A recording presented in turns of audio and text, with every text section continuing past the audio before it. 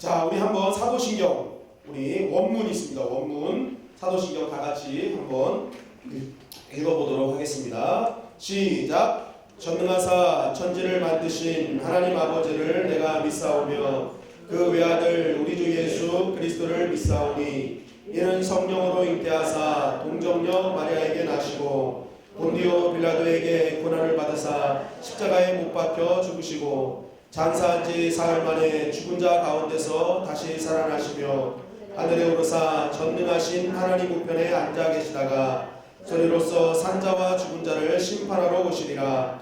성령을 믿사오며 거룩한 공예와 성도가 서로 교통하는 것과 죄를 사하여 주시는 것과 몸이 다시 사는 것과 영원히 사는 것을 믿사옵나이다. 아멘. 아멘. 고백하셨죠?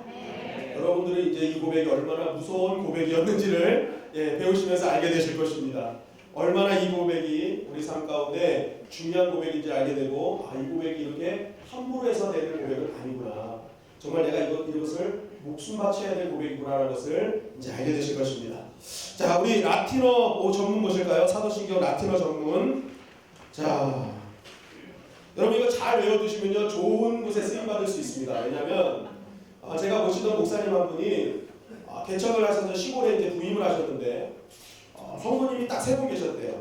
할머니 권사님도 세 분이 계셨는데 거기에도 매주 예배 잘 참석하시는 모험교인이 있고 한 분이었고, 그리고 또 한 분은 나오다 안 나오다 하는 분이 계시고 한 분은 신방에 나오시는 분이 있더래요. 그러니까 세 분이 되게 번갈아가면서 있는데 이 잘 나오는 이 권사님이 항상 이제 목사님이 딱 새벽기도 끝나고 이제 앉아서 기도하고 있으면은 뒤에서 권사님이 기도하고 방언하시다가 갑자기 그러신답니다. 부족한 종 방언도 못하고 부족한 종 방언도 못하고 그러면서 계속 목사님한테 막 방언도 못하는 부족한 종이라고 그러더래요. 그래가지고 이 목사님이 내가 정말 내 이런 소리 들어야 되나 하면서 이러고 있는데 갑자기 머릿속에 사도신경 라틴어 전문이 딱 떠오르라는 거예요. 그래가지고 이분이 끄레도 인데움 빠트네 몸니포 땐땐 하면서 이거를 쫙 외웠대요. 그랬더니 이 뒤에 권사님이 주여 우리 목사님 방언 터졌다고 막 너무 좋아하더라고요. 방언 터졌다고. 여러분 이것만 잘 외워도 라틴어 방언이 열리는 거예요. 방언 못하시는 분 이것만이라도 좀 외워두시면 옆에 있는 분들이 깜짝 놀랄 거예요. 오우 저 사람 라틴어 방언 한다고. 자, 우리 한번 첫 줄만 한번 읽어보겠습니다. 시작. 크레도인 데움 파트렘 옴니포텐데 크리아토렘 젤리 에트테레. 자, 무슨 말인지 전혀 모르시겠죠? 이 말을 이제부터 말씀드릴 겁니다. 자, 우리가 오늘부터 이제 사도신경 강의를 시작하겠는데 우리가 사도신경을 배워야 하는 이유가 있습니다. 그것은 첫째는 한번 따라하시겠습니다. 기본이 중요하다. 기본이 중요하기 때문입니다. 여러분 좋은 나무의 기본은 깊은 뿌리에 있습니다. 뿌리가 깊은 나무일수록 그 나무는 튼튼하고 건강하고 오래 수명을 유지할 수 있는 것이죠. 여러분 신앙도 마찬가지입니다.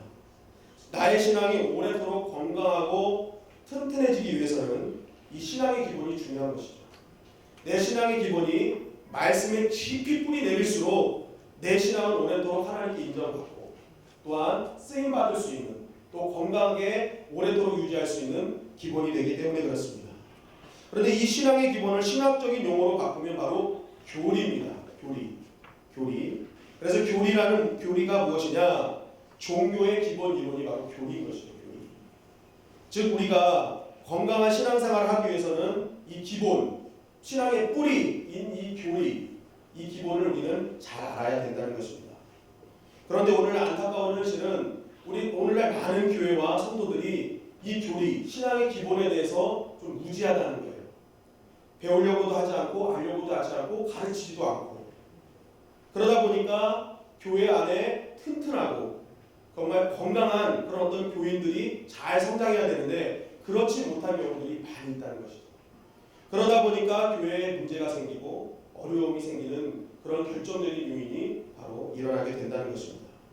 사도행전 4장 29절 31절을 보면은 우리 다 같이 읽어보겠습니다. 사도행전 4장 29절 31절 시작. 주여 이제도 그들의 위협함을 두고 보시옵고 또 종들로 하여금 담대히 하나님의 말씀을 전하게 하여 주시오며 손을 내밀어 병을 낫게 하옵시고 표적과 기사가 거룩한 종 예수의 이름으로 이루어지게 하옵소서 하더라. 빌기를 다하매 모인 곳이 진동하더니 우리가 다 성령에 충만하여 담대히 하나님의 말씀을 전하니라. 아멘. 자, 초대교회는 어떤 교회였느냐? 말씀해 보니까 기도하는 교회였어요. 기도하는 교회니까 기도하기를 다하니까 성령이 충만했습니다. 그래서 이 성령이 충만하니까 각양각색의 은사들이 그들 가운데 일어나기 시작했어요. 그래서 손을 내밀 때마다 병이 낫고 표적과 기사가 예수님의 이름으로 날마다 일어난 것입니다. 그러니까 엄청난 은사가 넘치는 교회가 초대교회였어요. 그런데 더불어서 이 초대교회는 은사에만 머무는 것이 아니라 말씀을 중심으로 성장하고 부흥하는 교회였다는 거예요. 이 말씀이 무엇이냐? 바로 기본 교리라는 거예요. 신앙의 기본 교리. 그러다 보니까 이 초대교회의 부흥의 원인은 은사도 은사지만 이 교리, 기본 원리가 튼튼한 교회였기 때문에 은사가 아무리 많아도 그것에 의해서 교만하지 않고 든든히 서가는 교회가 될 수 있었다는 것입니다. 마찬가지로 우리가 기도하면서 성령 충만받아 은사 받는 것 중요합니다. 그러나 더 중요한 것이 있다면 바로 우리가 말씀, 즉 이 교리, 하나님의 말씀이 무엇을 이야기하고 있고 무엇을 증거하고 있는지를 제대로 알 때 균형 있는 신앙을 가질 수 있다는 것이죠. 그래서 우리가 성령 충만을 받고 말씀이 균형이 있을 때 이 성령 충만이 더욱더 강력한 하나님의 도구로 사용될 수 있는 것입니다. 그렇기 때문에 우리가 기본 교리를 잘 알아야 되는데 그 기본 교리의 핵심이 무엇이냐? 바로 오늘 우리가 보는 사도신경에 있다는 것입니다. 여러분, 우리 모두 하나님을 믿는다고 얘기합니다. 혹시 하나님 안 믿으시는 분 있으세요? 그럼 죄송합니다. 나가주시기 바랍니다. 아니 더 있으셔야죠. 네. 오늘 믿고 하나님 믿으셔야죠. 네. 하나님을 믿는다고 얘기하고 성경을 믿는다고 고백합니다. 그런데 내가 하나님을 믿어요, 성경을 믿어요 라고 하면서 하나님이 어떤 분이신지를 전혀 알지 못해요.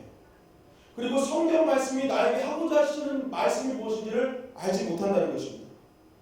여러분, 내가 믿는다고 하는 것을 알지 못한다는 것은 그것을 믿는 것이 아닌 것이죠. 자신이 무엇을 믿고 있는지 꼭 알고 있을 때 그것을 제대로 믿고 있다고 얘기를 할 수 있는 것입니다.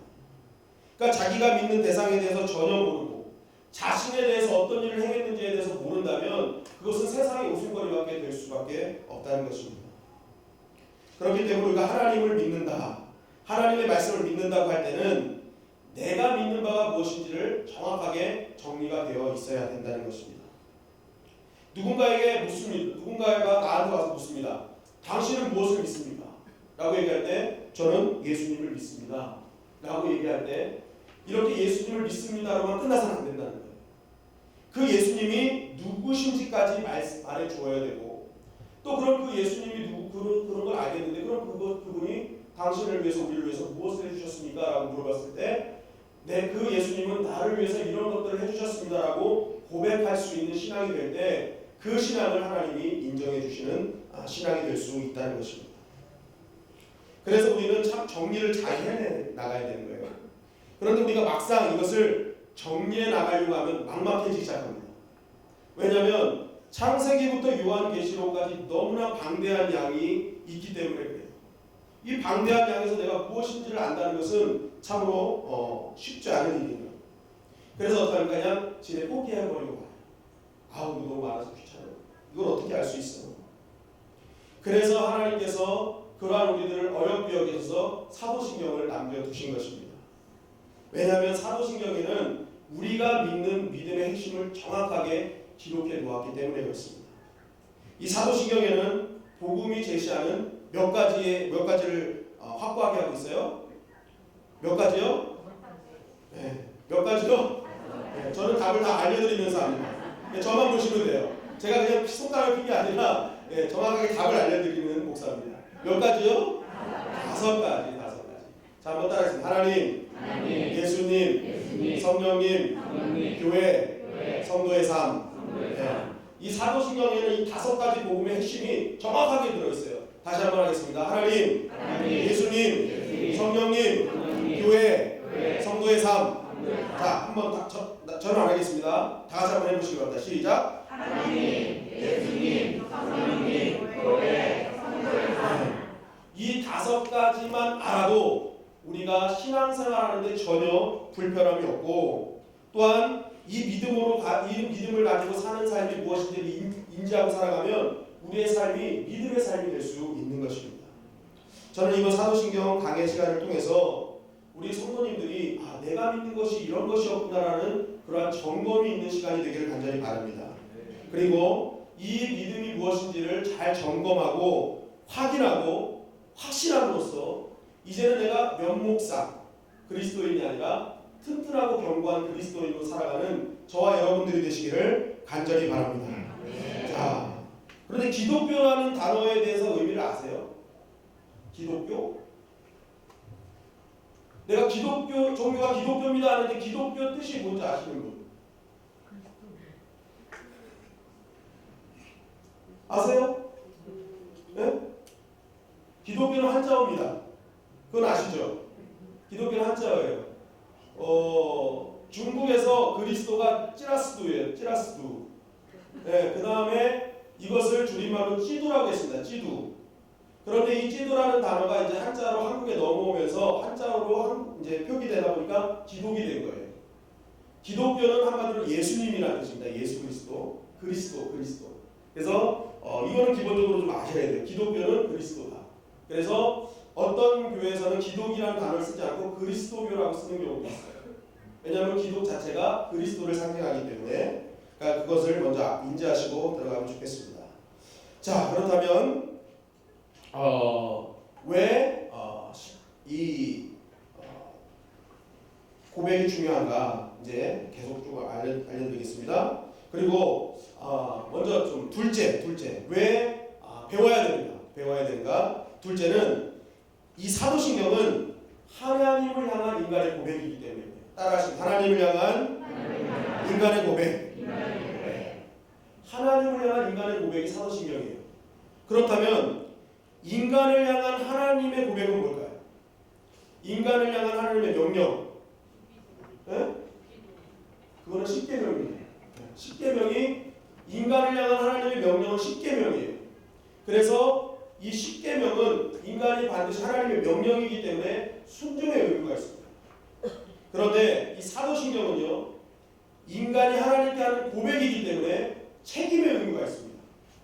자, 생각해 보세요. 내가 누군가를 사랑한다고 고백합니다. 나랑 결혼해줘. 난 당신을 사랑해. 라고 고백했을 때 그 사랑의 고백에는 어떤 것이 의미가 되고 있어요? 내가 너를 책임지겠다. 앞으로 이 말에 내가 책임지겠다는 그 책임의 고백이 있다는 것이죠. 어떤 분이 평생 부인을 고생시켰대요. 그래서 이유를 물어보세요. 왜 당신은 나한테 평생 고생만 시켜? 그랬더니 자신의 첫 고백이 무엇인지 생각해 보라는 거예요. 그래서 가만히 생각해 봤더니 나랑 평생 고생하자. 그렇게 고백을 했다는 거예요. 그래서 그것을 받아들였기 때문에 평생 고생했다라는 그런 전설 같은 이야기가 있는데, 청년들, 남자 청년들 고생하자 이런 얘기하지 마시고, 어쨌든 어떤 고백에는 반드시 뭐예요? 그거에 대한 책임이 있다는 거예요. 결국 이 말씀은 우리에게 증거하는 것은 무엇이냐? 우리가 사도신경을 고백한다라는 것은 단 몇십 초의 입술의 고백이 아니라는 거예요. 내가 이제는 이 고백을 했다면 이제는 이 사도신경의 이 고백을 삶으로 연결시켜서 내 삶에서 책임을 지겠다는 거예요. 내 신앙을 책임지겠다. 내가 이 고백에 맞는 신앙의 삶을 살겠다는 책임 고백이 있는 것입니다. 그렇기 때문에 사도신경은 굉장히 중요한 것이죠. 자, 그렇다면 사도신경의 유래는 어떻게 시작됐는가? 이 사도신경은 이 사도라는 말과 신경이라는 말로 다릅니다. 그러니까 두 개의 말이 합쳐진 거예요. 사도, 신경.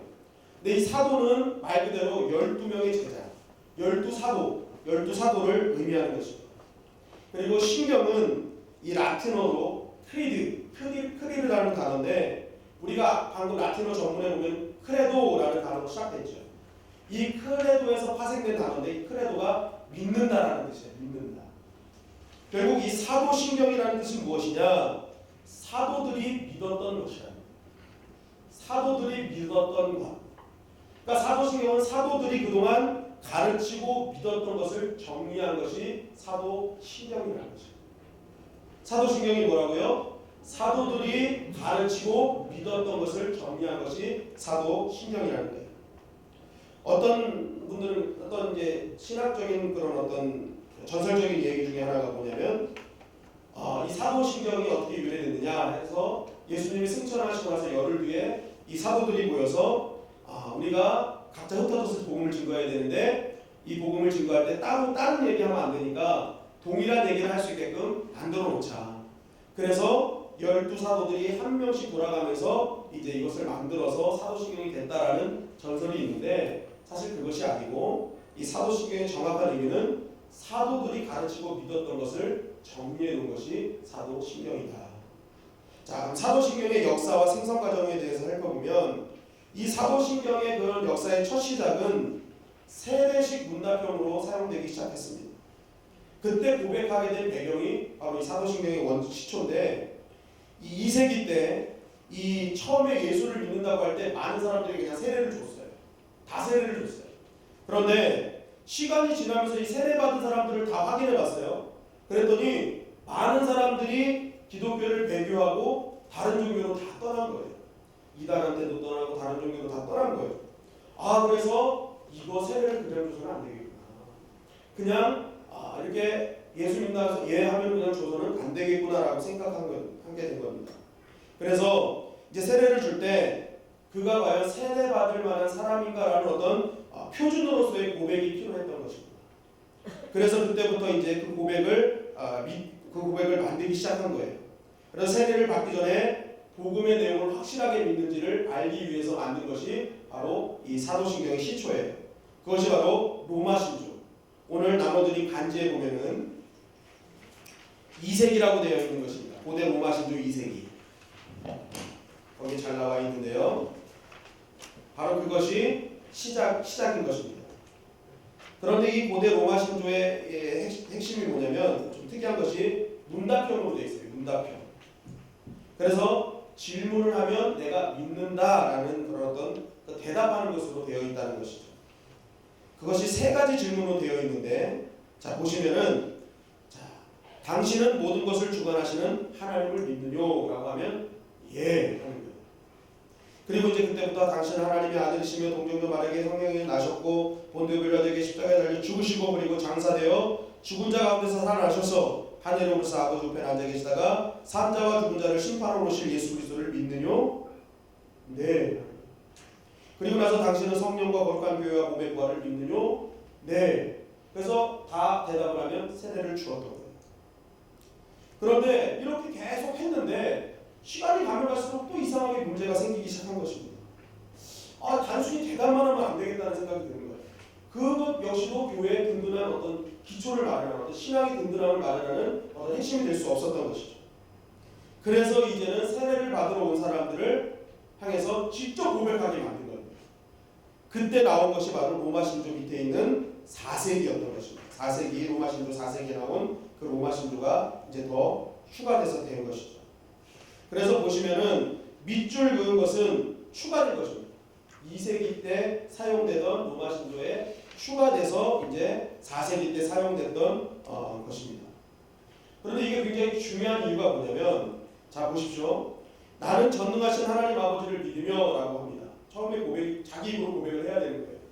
그런데 당시 만약에 하나님의 창조를 부인하고 예를 들어 지금도 진화론에 빠져있는 사람들한테 나는 전능하신 세계를 창조하신 하나님을 믿는다라는 고백이 되겠어요? 안 되겠어요?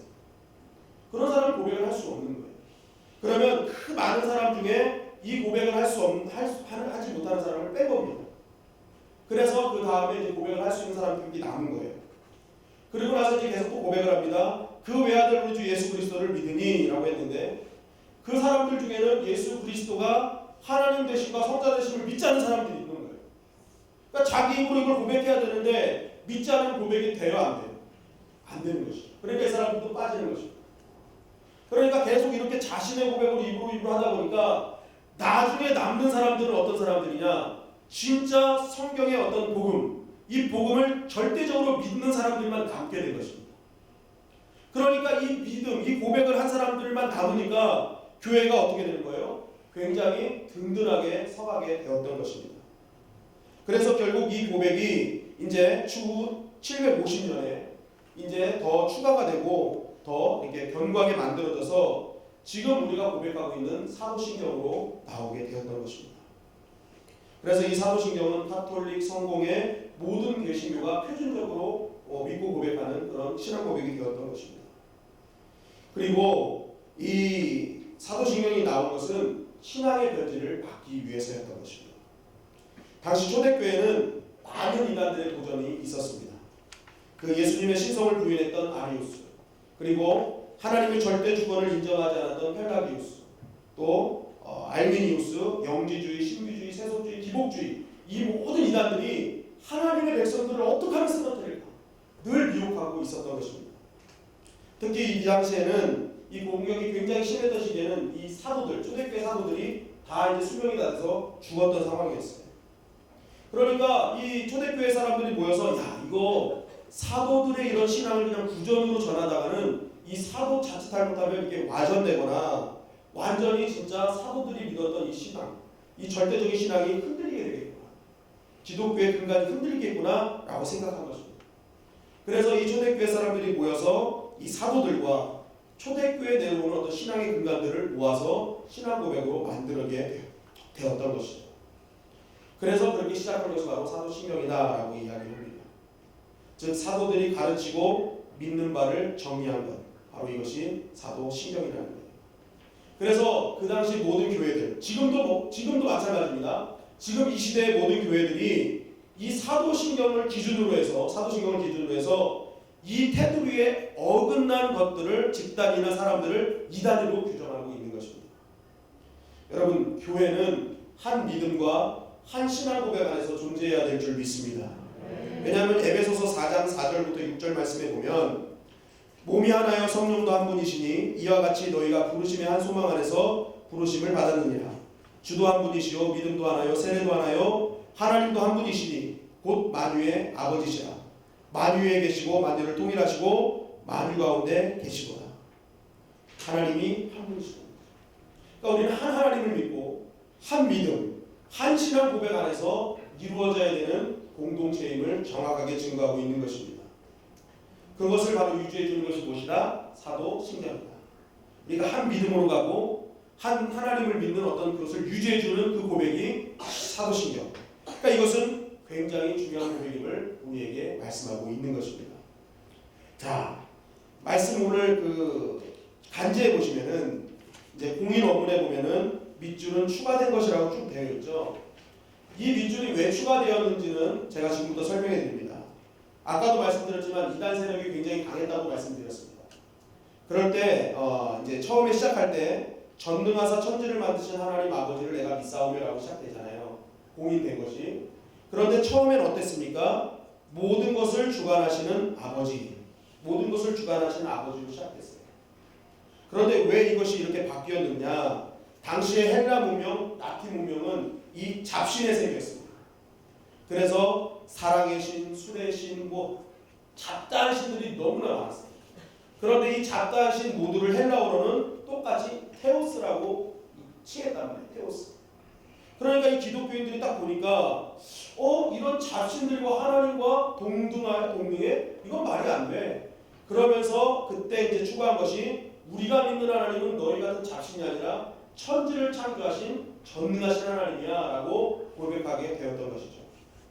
그리고 그 외아들 우리 주 예수 그리스도를 믿으니 이 시작은 무엇입니까? 당신은 하나님의 아들이시며 라고 시작했죠. 그런데 그 가운데 뭐가 들어간 거예요? 외아들이 들어간 거예요. 외아들. 왜 외아들이 들어갔을까요? 왜? 당시 이단들 중에 다 자기가 예수님이라 그런 거예요. 내가 다 하나님의 아들이다. 내가 다 하나님의 아들이다. 이게 자꾸만 나오니까 이제 정확하게 사도신경으로 하나님에게로부터 나온 아들은 외아들 예수 한 분밖에 없다. 그것을 정확하게 기록해 놓은 것입니다. 그러니까 그 어떤 누구도 하나님의 아들이 될 수 없다. 왜? 하나님의 아들, 외아들 예수님밖에 없기 때문에. 그래서 외아들을 추가시킨 것이고, 이는 성령으로 잉태하사 동정녀 마리아에게 나셨고 라고 합니다. 처음엔 뭐예요? 동정녀 마리아에게서 성령에 의하여 나셨고라는 거예요. 그런데 거기서 뭐가 추가된 거예요? 잉태라는 말이 추가된 거예요. 잉태. 이 초대교회 그 이단들 중에 가연설을 주장하는 이단들이 있었어요. 이게 뭐냐면 예수님은 진짜 사람이 아니다. 하나님께서 인간의 가면을 쓰고 내려오신 것이다 라고 주장했어요. 그러니까 아닌데 정확하게 마리아에 대해서 잉태돼서 나오신 분인데, 성령으로 잉태돼서 나오신 분인데 하면서 잉태라는 것을 집어넣으면서 예수님은 참 하나님이시면서 참 인간이시다는 것을 강조한 것이죠. 그러니까 하나님이 이 가면을 쓰고 내려오신 것이 아니라 진짜 잉태되어서 인간의 배로 나오신 하나님이시다는 것을 분명하게 한 것입니다. 그리고 본디오 빌라도에게 고난을 받으사 십자가에 못 박혀 죽으시고, 처음에는 본디오 빌라도에게 십자가에 달려 죽으시고 장사되어라고 시작했죠. 그런데 여기서 고난이라는 것을 넣는데, 왜냐하면 그 당시 이단들이 가사설을 주장했어요. 예수님은 죽지 않고 의식불명 상태에 있었다. 그러다가 깨어났다라는 것을 주장했습니다. 그러니까 기독교인들이 아니다. 예수님은 분명히 고난받으셨고 돌아가셨다. 정확하게 고난받으셔서 실제로 죽으셨다라는 것을 말씀하기 위해서 이제 고난을 추가하게 되는 것입니다. 그리고 마지막으로 저리로서 산자와 죽은 자를 심판하러 오시리라. 이 말이 무슨 말입니까? 이 예수님께서는 하늘로 올라가셨어요. 그리고 나서 예수님은 심판하러 오실 때 어떤 거예요? 그 하늘에서 그대로 내려올 것이라는 것을 강조한 것이죠. 당시에 많은 사람들이 나는 예수다, 재림 예수다라고 주장하는 사람들이 있었어요. 그러니까 그들은 가짜라는 거예요. 왜냐하면 그들은 여자의 몸에서 태어난 그냥 인간의 자식이기 때문에 재림주는 반드시 하늘에서 내려와야 된다. 여자의 배에서 나온 사람은 재림주가 될 수 없다. 하늘에서 오신 분만 재림주가 되어야 되기 때문에 이 사람들은 다 가짜라는 것을 정확하게 명시해 놓은 것입니다. 여러분, 우리는 사실 이것 한 가지만 잡아도 사실 이단과 사이비에 빠질 염려가 없는 것이죠. 왜냐하면 이단에 있는 교주, 사이비에 있는 교주들은요, 하늘에서 내려온 사람이 단 한 사람도 없습니다. 그 사람들은 다 여자의 배에서 태어난 사람들이죠. 그러니까 그들은 재림주가 될 수 없는 거예요. 그러니까 우리가 이거 한 가지만 잡고 있어도 우리 사실 이단에 빠질 염려가 없는 것이죠. 결국 사도신경은 이런 이단들의 말도 안 되는 교리에 대해서 정확하게 지켜주는 역할을 감당하고 있는 것입니다. 그래서 이게 너무나 중요한 고백이기 때문에 사실은 신천지에서는 이 고백을 지금은 하지 않을지는 모르겠는데 사실 이 고백을 하지 않습니다. 신천지는 이 사도신경을 정확하게 고백하지 않아요. 왜냐하면 이 고백에 영향력이 있기 때문에 그렇습니다. 왜냐하면 이 고백을 하는 순간 천지를 지으신 하나님, 그리고 그 외아들 예수 그리스도가 이만희가 아니라는 것을 고백하는 것이기 때문에 이 사도신경을 하지 않는 것이죠.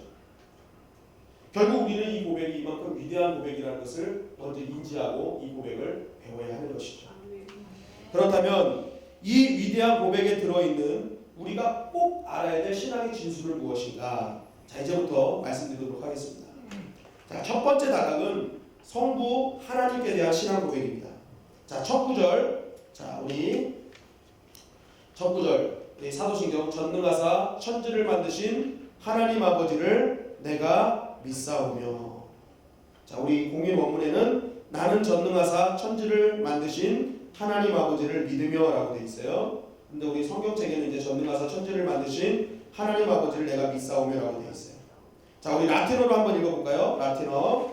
자, 라틴어 중요합니다. 그래서 꼭 읽으시라고 하는 거예요. 자,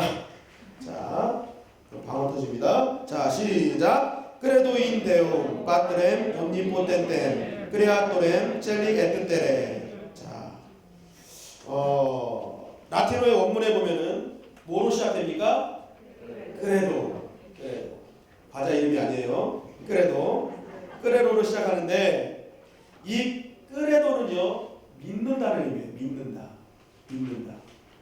그런데 이 믿는다는 것은 내가 믿는다는 의미예요. 내가 믿는다. 그리고 이제 내가 믿는데 그것을 이제 어떻게 믿느냐 그 의미까지 여기 담겨 있어요. 그래서 되게 중요한 단어예요. 내가 믿어요. 하나님을 믿어요. 그런데 내가 어떻게 믿느냐 이 단어의 학술적인 의미를 보면요, 이 크레도가 사실은 심장이라는 단어의 크레와 그리고 드린다는 단어의 그런 도가 합쳐진 거예요. 크레도는 내 심장을 드린다는 뜻입니다.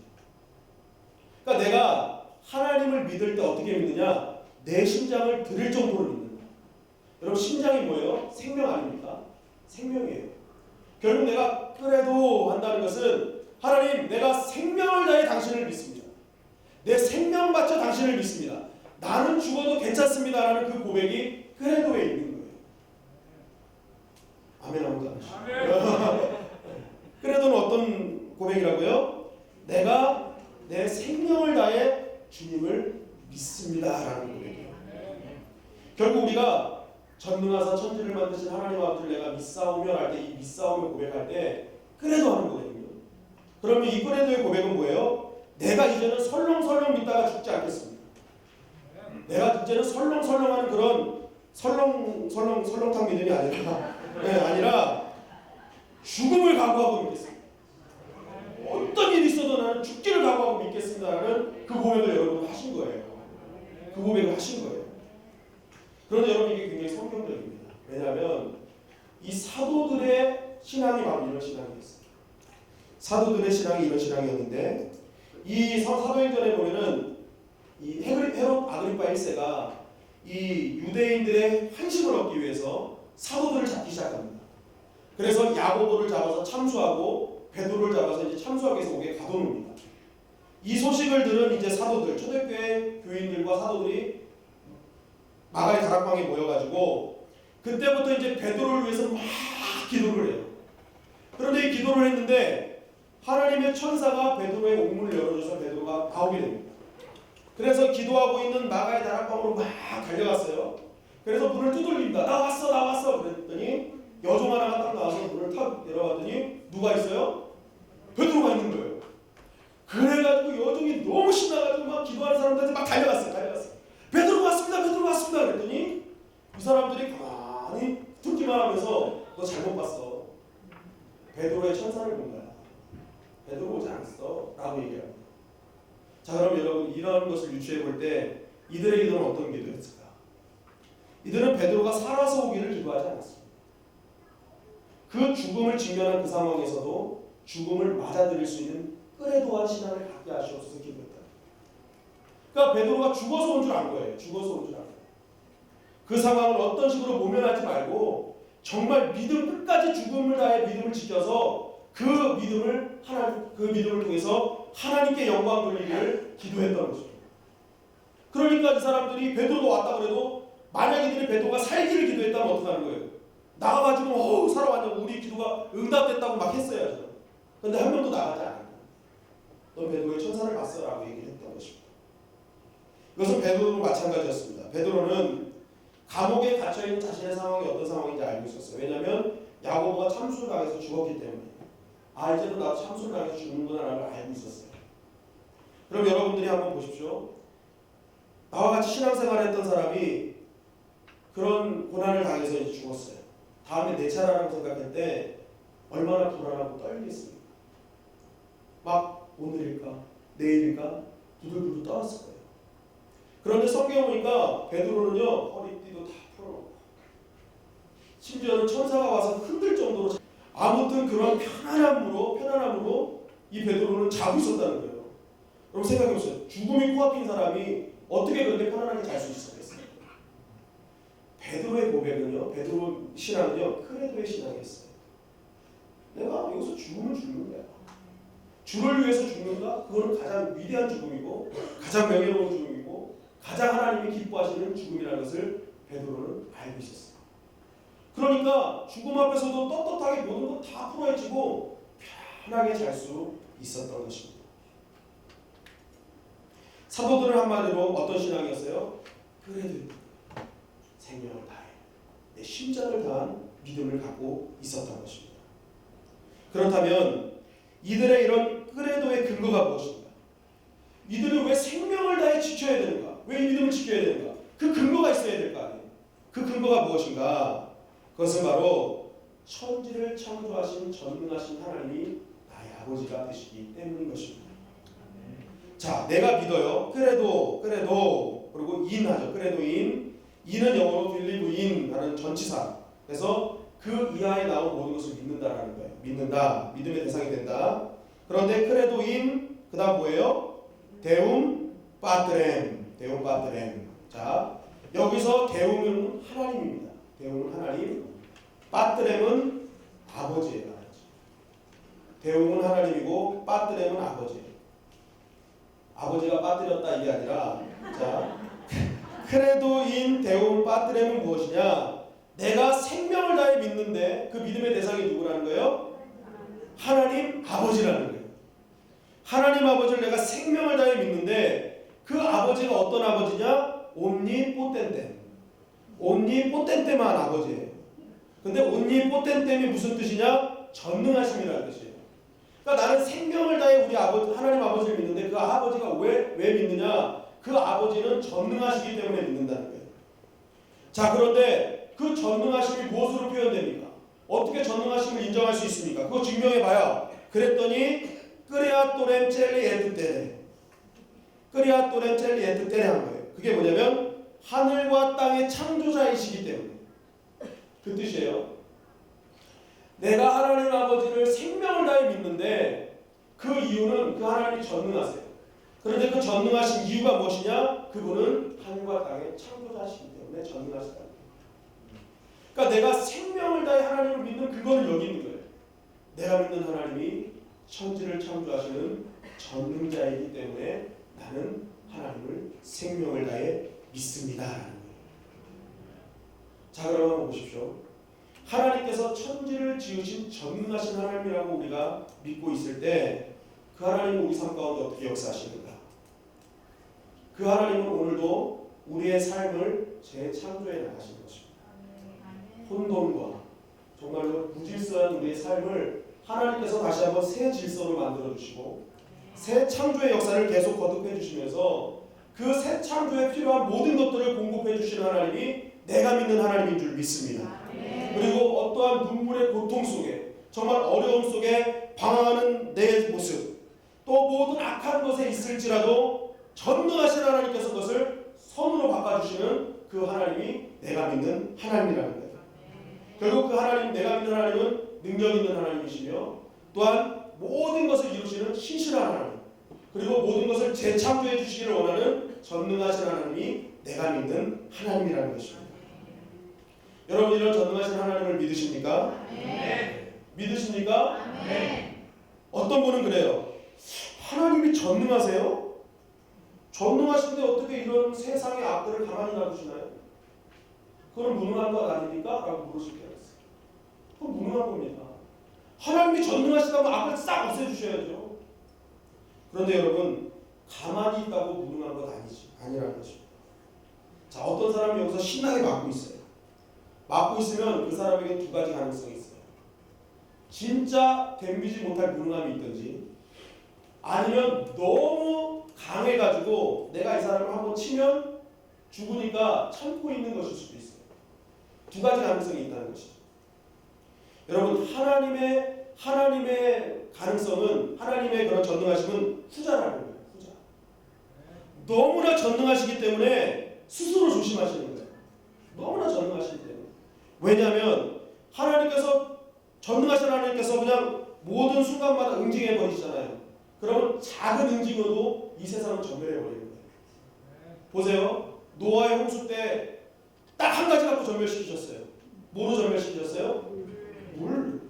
비만 내리게 하셨어요. 그냥 다른 거 사용 안 하셨어요. 비만 내리게 하셨어요. 하나님의 전능하신 응징이 그렇게 무서운 거예요. 작은 것 하나라도 하나님 응징하기를 마음먹으시면요 그 아주 작은 것 물 하나라도 전 세상을 그냥 다 가라앉게 만드실 수 있는 분이 우리가 믿는 하나님이라는 거예요.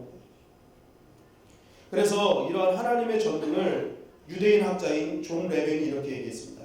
절제된 전능, 은폐된 전능. 그러니까 하나님의 전능은 절제되고 은폐되었다는 거예요.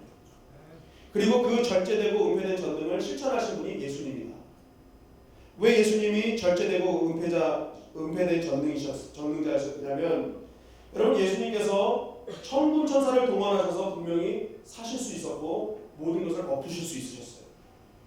그럼에도 불구하고 예수님은 그냥 무력하게 잡혀가셨어요. 그리고 창에 찔려주셨고 십자가에 달려주셨어요. 예수님이 무능해서가 아닙니다. 전능을 위한 소복이었어요. 진정한 전능을 위한 그것을 보여주시기 위한 소복이 바로 그러한 모습이었다는 거예요.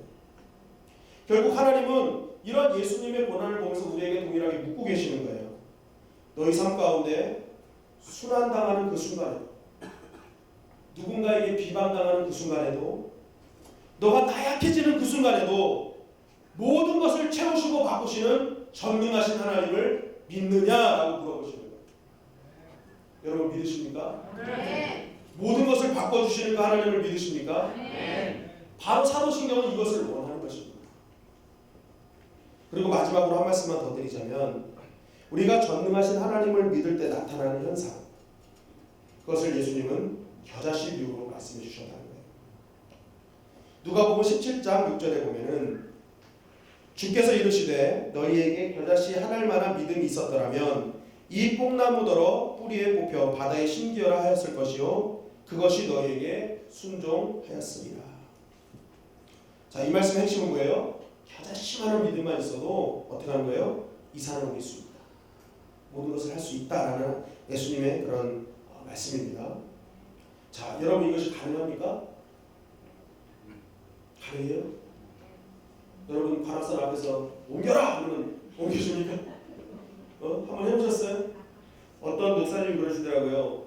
어떤 신학생이 와서 지나가는 기차를 멈추게 할 수 있습니까? 그랬더니 왜 굳이 가는 기차를 멈추게 하려고 하는 네, 그런 얘기를 하셨다는데, 어쨌든 이 겨자씨의 믿음을 우리가 잘 알아야 될 것은 왜 이것이 가능하냐면 이 믿음의 근거가 나에게 있는 것이 아니라 하나님의 전능하심과 연결되어 있기 때문에 가능한 것입니다.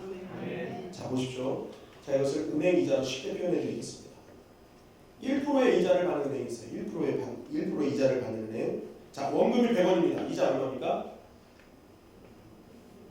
1원이죠. 원금이 1000만 원입니다. 이자는 얼마입니까? 10만 원이죠. 원금이 1억입니다. 이자는 얼마입니까? 100만 원이죠. 원금이 100억입니다. 이자는요? 1억입니다. 계산 잘하는데요. 자, 원금이 1000억입니다. 이자는요? 10억이 되죠.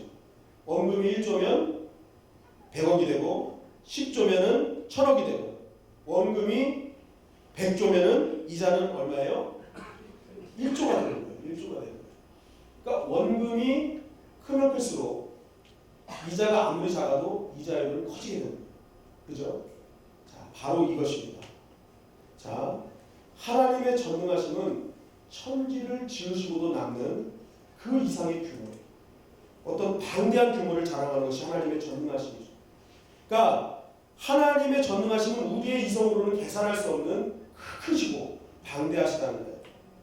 그러니까 그의 능력은 영원하고 기쁘며 헤아릴 수 없는 것이 하나님의 전능이시다. 자, 그럼 보십시오.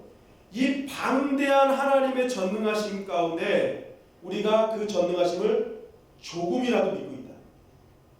아까 이자가 100조였을 때 얼마라고요? 이자율이? 1조가 되잖아요. 그러니까 이 방대하심의 그 전능하심을 조금만 갖고 있어도 그 믿음은 어떤 믿음이에요? 어마어마한 믿음이 되는 거예요. 그러니까 예수님의 말씀은 이 겨자씨가 겨자씨지만 하나님의 전능하심을 기준으로 해서 말씀하셔요. 그러니까 이 어마어마한 전능하심 가운데 너희가 그 전능하심은 조금만 붙어 있어도, 조금만 접붙여 있어도 너희는 어마어마한 일을 할 수 있음을 주님께서는 말씀해 주신 것입니다. 여러분, 사도들의 믿음이 바로 이러한 믿음이에요. 사도들의 믿음이 얼마나 컸는지는 알 수 없어요. 그러나 사도들은 하나님의 전능하심에 접붙여 있는 믿음이었어요. 그러니까 어떠한 상황에서도 담대할 수 있었던 것입니다. 결국 나도 비록 연약해요. 우리가 정말 연약합니다. 그러나 우리가 연약할지라도 정말 그 하나님의 전능하심에 접붙여만 있으면요, 겨자씨만한 믿음만 있어도 하나님의 전능하심 우리 삶 가운데 이루어지게 될 줄 믿습니다. 결국 오늘 이 밤 우리에게 필요한 것은 무엇이겠습니까? 내가 어저께까지 99% 하나님 이 신앙을 가진 것을 회의를 느끼고 불신하고 그렇게 살았어요. 그럼에도 불구하고 오늘 남은 1%의 가능성을 하나님의 전능하심에 접붙인다면 그 접붙이신 하나님의 능력을 통해서 우리의 삶은 완전히 바뀔 수 있는 것입니다. 완전히 새 창조될 수 있는 것입니다. 여러분, 하나님 우리의 연약함을 다 아십니다. 그냥 믿기에는 의심도 많고요. 너무 더디 믿고요. 빨리 배반하는 속성을 가진 자라는 것을 하나님은 너무나 잘 아세요. 그런데 기억할 것은 하나님의 관심은 우리의 연약함이 아닙니다. 하나님 관심은 우리의 연약함이 아니에요. 그 연약함 가운데서도 너의 최종 선택이 무엇인지를 하나님은 보시기를 원하신다는 것입니다. 그것은 바로 오늘 사도신경의 고백처럼 전능하신 하나님을 그래도 하느냐, 전능하신 하나님을 생명을 다해 믿고 있느냐, 그 전능하신 하나님의 접붙임을 갖고 있느냐, 그 1%라도 믿고 있다면 내가 너에게 전능한 역사를 이루어 주겠다. 이것이 하나님의 약속인 것입니다. 여러분, 우리가 믿는 하나님은요, 우리가 생명 걸고 믿을 만한 분이십니다. 생명 걸고 믿을 만한 분이십니다.